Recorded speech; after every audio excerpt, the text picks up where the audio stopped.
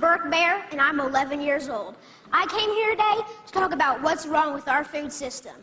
First of all, I would like to say that I'm really amazed at how easily kids are led to believe all the marketing and advertising on TV, at public schools, and pretty much everywhere else you look.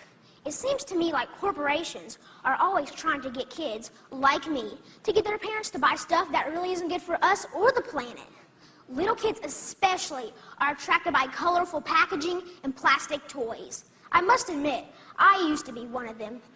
I also used to think that all of our food came from these happy little farms where pigs rolled in mud and cows grazed on grass all day. What I discovered was this is not true. I began to look into this stuff on the internet, in books, and in documentary films, in my travels with my family. I discovered the dark side of the industrialized food system. First, there's genetically engineered seeds and organisms. That is when a seed is manipulated in a laboratory to do something not intended by nature, like taking the DNA of a fish and putting it into the DNA of a tomato. Yuck. Don't get me wrong. I like fish and tomatoes, but this is just creepy. The seeds have been planted, then grown. The food they produce have been proven to cause cancer and other problems in lab animals. And people have been eating food produced this way since the 1990s, and most folks don't even know they exist. Did you know rats that genetically engineered corn had developed signs of liver and kidney toxicity? These include kidney inflammation and lesions and decreased kidney weight. Yet almost all the corn we eat has been altered genetically in some way. And let me tell you, corn isn't everything. And don't even get me started on the confined animal feeding operations called CAFOs. Conventional farmers use chemical fertilizers made from fossil fuels that they mix with the dirt to make plants grow.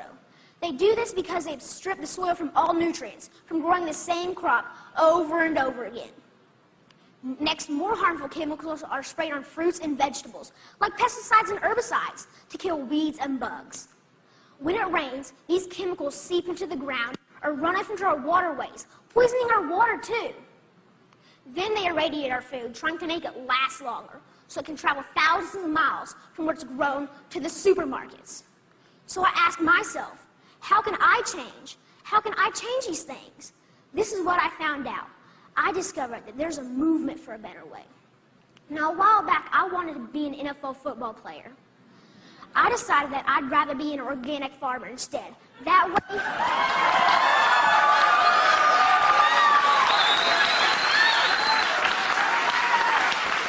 Thank you. And that way, I can have a greater impact on the world.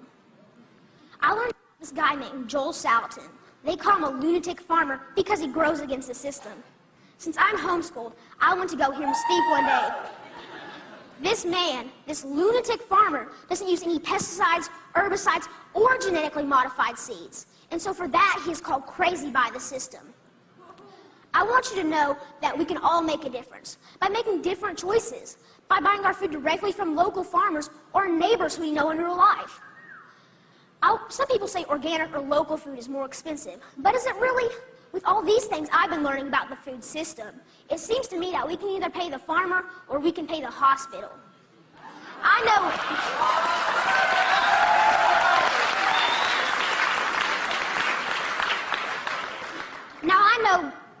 know definitely which one I would choose. I want you to know that there are farmers out there, like Bill Keener and Sequatchie Coast Farms in Tennessee, whose cows do eat grass and whose pigs do roll in the mud, just like I thought.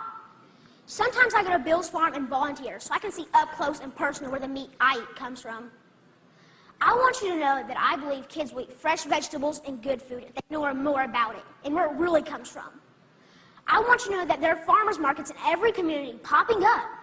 I want you to know that me and my brother and sister actually like eating baked kale chips. I try to share this everywhere I go. Not too long ago, my uncle said that he offered my 6-year-old cousin cereal. He asked if he wanted organic toasted O's or the sugar-coated flakes. You know, the one with the big striped cartoon character on the front. My little cousin told his dad that he would rather have the organic toasted O cereal because Burke said he shouldn't eat sparkly cereal. And that, my friends, is how we can make a difference, one kid at a time. So next time you're at the grocery store, think local. Choose organic, know your farm, and know your food. Thank you.